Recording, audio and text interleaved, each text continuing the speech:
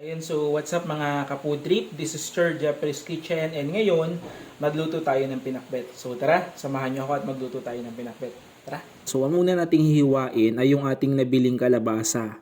Ayan, so nabili natin yan sa palengke ng 20 pesos. Ayan, tapos tagkalin lang natin yung balat. Hindi naman kailangan tagkal lahat ng balat eh. So yung kaya lang, yung nasa gitna na nakalubog yung tanggalin, okay lang yan. So, mas maganda kasi kapag sa palengke ka bibili, mas makakamura ka talaga. Pero kung may budget ka naman, okay lang kahit saan, kung saan mo trip, diba? Masaya. Tapos, hiwain lang natin yan ng medyo malaki, pero bite size pa din naman. Ganyan lang. So, napakasustansya nito, napakaganda sa katawan, diba? So, sabi nga, ito ay pampalinaw ng mata. Yan, so, baka luminaw na yung mata ko pag kumain ako nito. Ayan, so, bili rin tayo ng okra. So, bumili tayo ng isang taling okra. So, ito ay 10 piso lang sa palengke. And 7 peraso. And tapos, tinagka lang natin yung ulo. Tapos, hiniwa lang natin sa gitna. Yan, okay na yan. So, pinagsama natin yan sa ating kalabasa kasi gusto ko pag niluto magkasabay yung dalawa kasi gusto ko malambot yun. Ayan, meron din tayo ditong isang malaking ampalaya. Ayan, tinagka lang natin yung balat.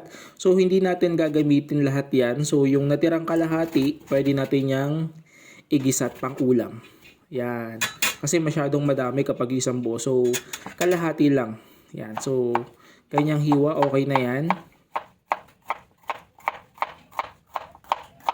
Ayan. Tapos, set aside natin yan. Ang next naman nating hiwain ay yan. So, meron na tayong pre-cut na sitaw. So, kasama yan nung nabili nating kalabasa, 20 pesos din.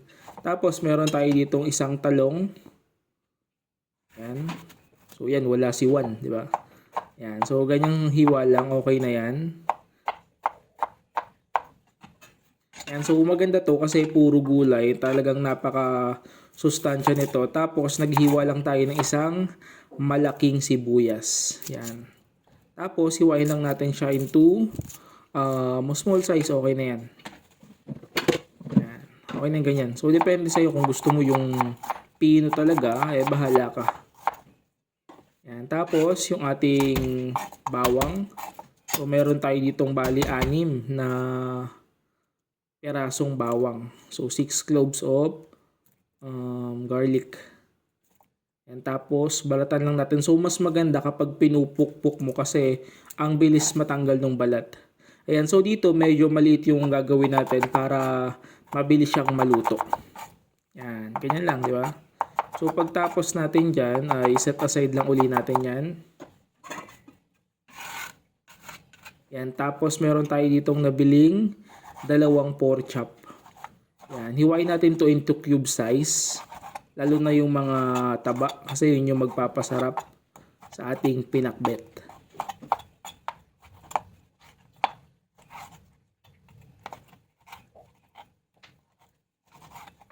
Yan, pagtapos natin hiwain to ay set aside natin to. So make sure po na hugasan natin mabuti yung mga ingredients. So, yung mga ingredients naman na ginamit ko dyan ay hinugasan ko talaga yan. So, tapos nagpainit lang tayo ng kawali at naglagay tayo ng 2 tablespoon ng canola oil. Tapos, inuna nating ilagay yung ating sibuyas. So, depende sa iyo kung anong gusto mong unahin, bahala ka, di ba? So, sibuyas. Tapos, ilang segundo lang, isusunod na agad natin yung ating mga bawang. Yan. Tapos, halu-haluin lang natin hanggang sa lumabas yung aroma or medyo maging mapula yung ating sibuyas at bawang.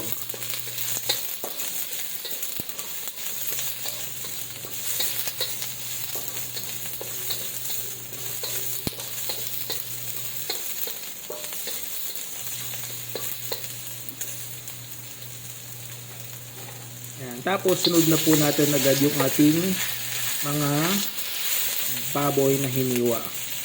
Yan, mekos-mekos lang natin hanggang sa maluto yung all sides ng ating mga baboy. And tapos talagyan na rin po natin ito ng paminta para lumasa na siya.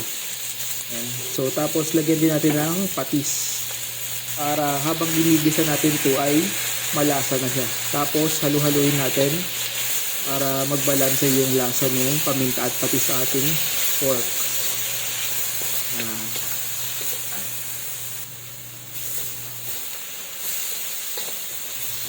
Yan, pagtapos niyan, nilalagay ko na din diyan yung ating alamang.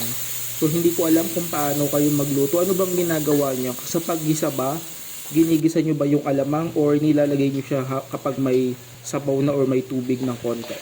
Comment niyo nga sa baba. Ayan, so ganyan ang ginagawa ko kasi gusto ko maluto rin yung alamang bago tayo maglagay ng tubig or ng gulay. Kasi ang gagawin natin diyan para mas lumambot pa yung baboy, ay lalagyan natin ng tubig at papakuluan natin ng mga 2 beses bago tayo maglagay ng gulay.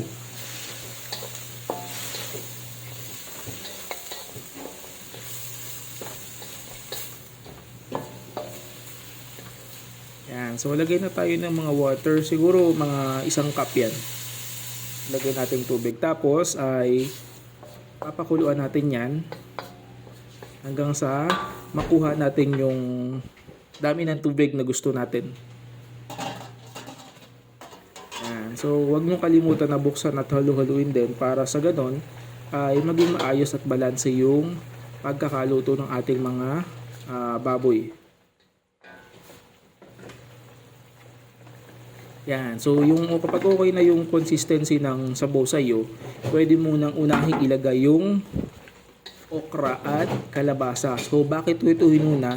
Inuna ko ito kasi gusto kong maging malambot ito. Kasi ito yung medyo matigas na gulay, lalo yung kalabasa. Sa okra naman, gusto ko ito yung medyo labog na or malambot na talaga.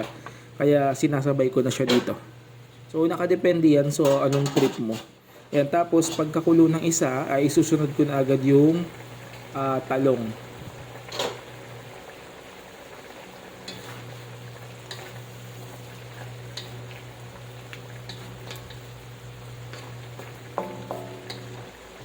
So, ilapag lang natin yung talong natin dyan. Mekos-mekos lang ulit natin.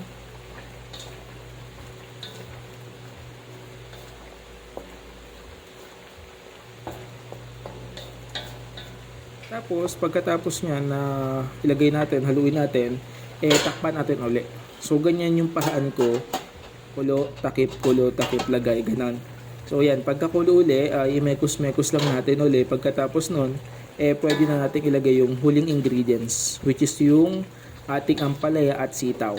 Kasi masarap yung ampalaya at sitaw na medyo malutong, lalo yung sitaw. Yan. Diba, napakagandang tingnan.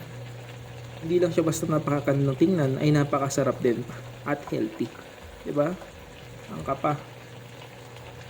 Yan. Tapos, halu-haluin lang natin para yung katas nung alamang at nung sabaw ay dumikit sa bawat peraso ng ating mga gulay.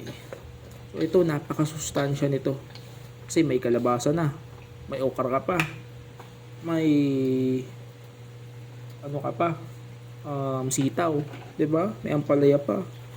Saan ka pa? So, dito ka na sa pinakbet. Tapos, takpan natin hanggang sa kumulo. Ayan, so makikita nyo, naglagay pa ako ng paminta para medyo umanghang. So depende yan sa inyo, kung gusto mo yung medyo maanghang ng konti, dagdagan mo yung paminta. Kung ayaw mo naman, okay na yung kanina, yung unang gisa mo ng mga baboy at alamang. Pwede na yun. Yan. Yan, so tikman natin kung okay na ba.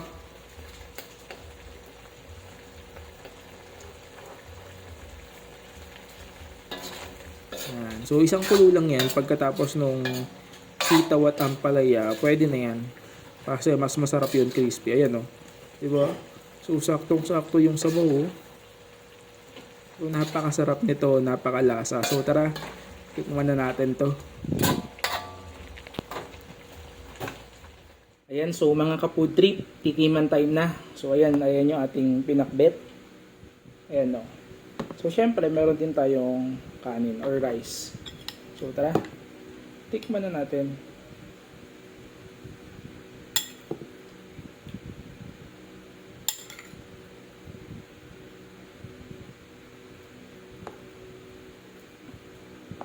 Ayan, so pag ganitong ulam talaga, Gusto ko nakakamay ako. So, nagugas naman tayo ng kamay. Malinis ang kamay natin.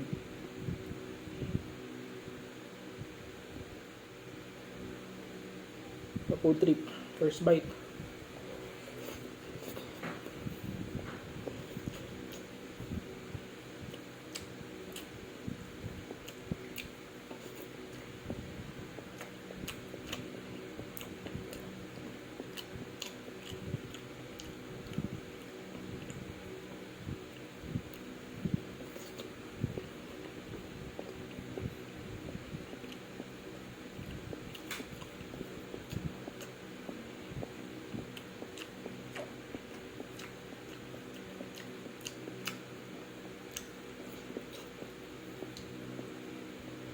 Ampaya.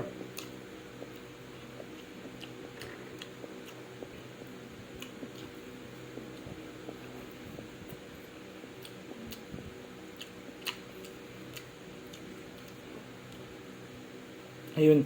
So mga ka-food trip, grabe, napakasarap. So napakadali lang naman yung lutuin. Basta sundin nyo lang yung sa step na sa video na ginawa ko ay magagawa nyo to. Napakadali lang lutuin. So, yun lang mga ka-food trip. So, kung nagustuhan nyo tong video na to, huwag nyo kalimutang mag-like, mag-subscribe, at mag-share and follow sa aking Facebook and YouTube channel. So, yun lang mga ka-food trip. Bye-bye and God bless you all.